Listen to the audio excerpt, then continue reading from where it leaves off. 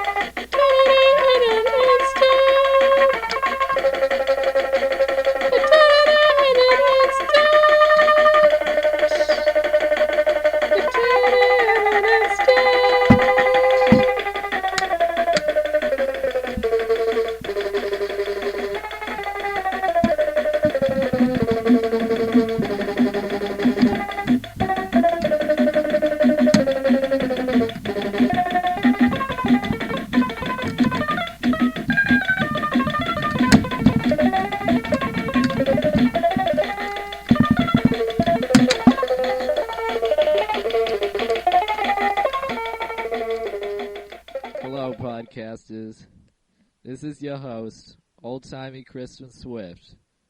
Today I have the cold. Cough, cough. And that is why my voice sounds different. I have with me today a band called the Cobra Snakes. Duncan Jones and the Cobra Snakes is what our band is called. I'm Duncan Jones, I thought it was just the front man. That's Duncan Jones and the Cobra Snakes. And who is the other person in your group? I'm, His name is Garrett Emmel. Garrett Emmel. Hello, Garrett and Duncan. Hello. So, how did you two meet? Well, we rode the same bus, and, he sat in front of me. We rode the bus to school every weekday, Monday through Friday, and one day I noticed this poor sap Garrett Emmel, he didn't have anybody to sit next to. Actually, I was sitting next to, my friend. She's quite pretty, actually. Her name is Shatoya Mordred. That's not how I remembered it. Okay. Let's move on. Your first hit was also your band's theme song. It was called Why Don't You Enjoy This Sunny Day With Us? Today I walked into town when I saw a girl with a great big frown. I said, hey, what's the matter? She said, does this dress make me look fatter? Hey, why don't you enjoy this sunny day with us? The Cobra Snakes are back in town. We're gonna turn your world upside down. We're gonna shake your world all around. I said, I walk in the park and I'll make you die. She said, I don't have sense, so I don't die. I said, quit being so almost. Come and sing with us. Hey, why don't you enjoy this sunny day with us? The Cobra Snakes are back in town. We're gonna turn your world upside down. We're gonna make your world all around. That's it. Who wrote that song? Well, I believe I did, actually. I think I wrote most or all of it. I think I have a co-author credit on that one, Garrett. I don't know about that. I wrote one or two lines. And I don't know about that, but okay. Well, I mean, you had written most of that song on the program. Like we had gone to see a local performance of You're a Good Man, Charlie Brown, and On the bus ride home, because it was a school outing, you see. I don't remember anything of the sort. I don't remember anything of the sort. Well, just because you have a poor memory, Garrett, does not mean that I am not the front man of this group. Okay. Sorry. So how does this group write? I mean, is there one person that writes the lyrics and the other that writes the music? Or how does the group function? Actually, I write most of the songs, and I write pretty much all of the songs and lyrics. The way things work around here is that Garrett, he goes around chasing lightning to capture in a bottle for inspiration for songs. And I sit atop a hill waiting for the lightning to strike me. That's impossible. How does that even work? It's metaphysical. Not literal. What? Metaphysical? What are you talking about? I can't even grasp the concept of what you're talking about. It's a form of figurative language. Okay. Jeez, continue with the interview, Crispin, please. Alright, let's get away from... My counterpart here is... He's bizarre. Okay, well... Let's... I thought I was rather normal, actually. Let's get away from the topic of music. Okay. Garrett, what is the most embarrassing thing that has ever happened to you? Well, this one time, rather embarrassing, actually. I was performing live stage with I believe I can field this one for you, Crispin. One time, well, I was at a presidential rally of sorts, and I crumpled up a piece of paper into a paper airplane very cleverly. And I threw it amongst the crowd, and somehow it made its way to our president. And he interrupted his speech, signed the piece of paper, and threw it back directly at me. He had quite an accurate shot. So I have a piece of paper, loose leaf, with the president's signature on it. Huh? When have you ever been to a presidential rally? After the last election, Garrett. That was like 4 years ago. How was that even... You were like 11. You can't even... I could make paper airplanes when I was 11. I didn't say anything about voting. Whatever. What president was this? And if I did, I was lying. What president was this that threw the paper airplane back? J. Danforth Quayle, I believe. It doesn't ring a bell. I've never heard... We never had a president named... He was George H.W. Bush's vice president. I forgot to say vice president, I guess. No. Why would the vice president be giving a presidential speech? It was a vice presidential speech, you see? Okay, Crispin, let's continue. Well, Duncan, you seem to be in a more talkative mood, so well, I believe the internet is a great form of communication. Anything really can be shared, like music, like our band's latest album called Pennies for the Poor, or even who came up with that name? I came up with it at I was knitting a quilt in my living room, and it just popped into my mind. I thought about the soup kitchen that was down the street, and came up with the name. I one time found a website. It was a forum of sorts for discussing with other people, and everybody who was a member on this particular forum was of Viking descent.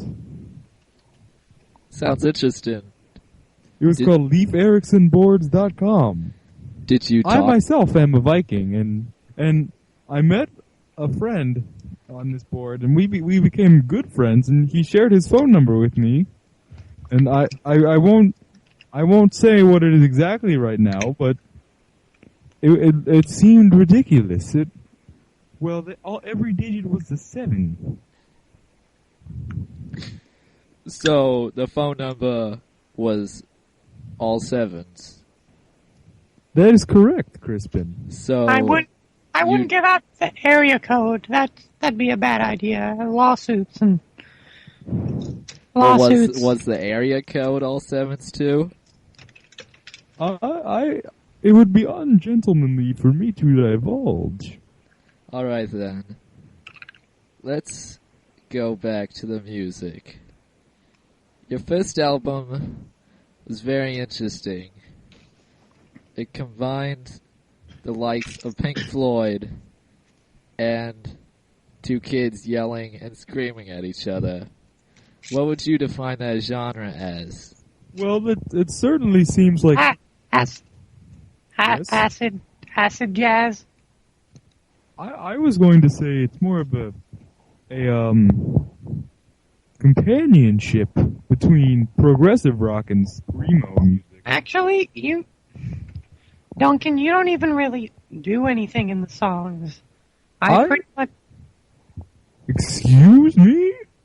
I pretty much write everything and sing everything. But I'm there. I'm in the room at the What time. do you do, Duncan, in the recording process? What do you do? I sing. I provide vocals on occasion, and On what songs did you sing? I believe I sang on an instrumental number titled "My Calculator and Me." So let's go. Well, on. I didn't want to spoil the surprise, but on our latest album, Penny Through the Pool, I do have several vocal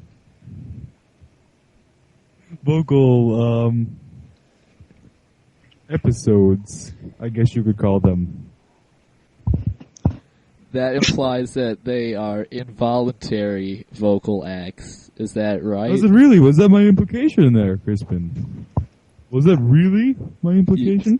I believe that really was your implication. Well, no, I sing for the entire track. Okay then.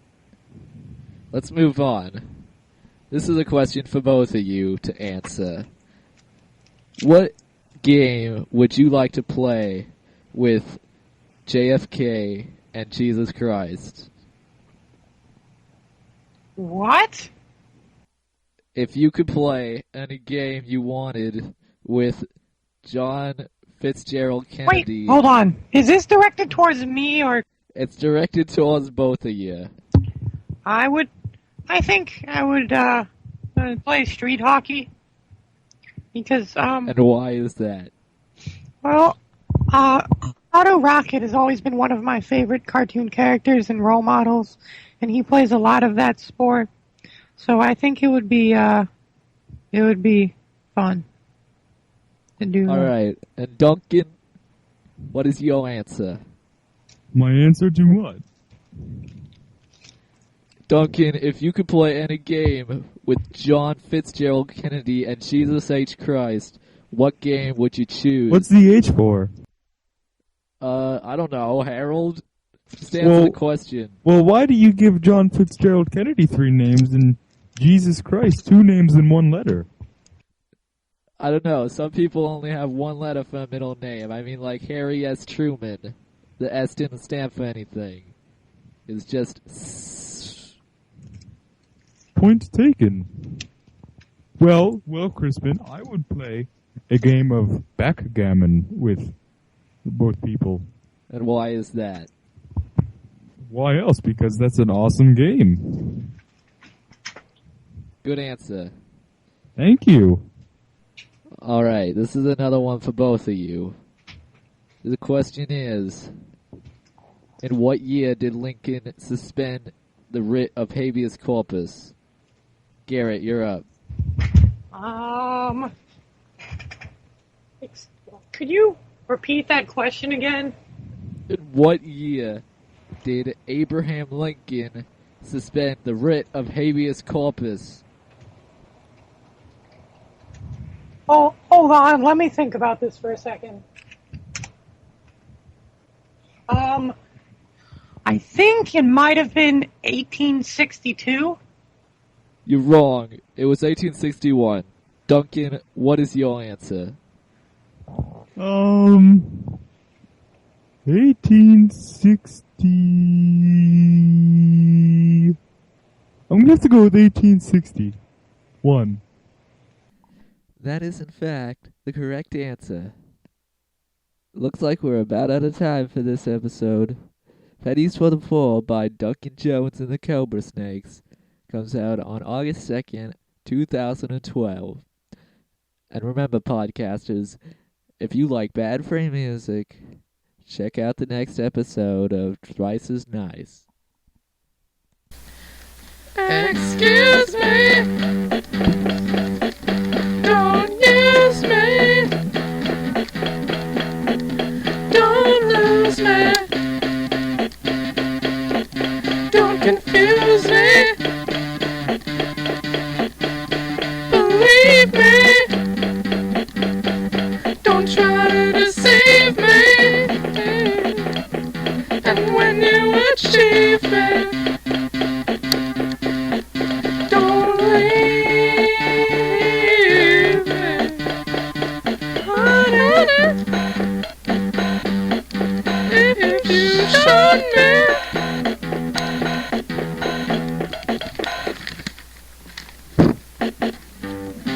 all the gun on me, don't think you want me. Stand by me, but not blindly. Do it gladly. That's it. Excuse me.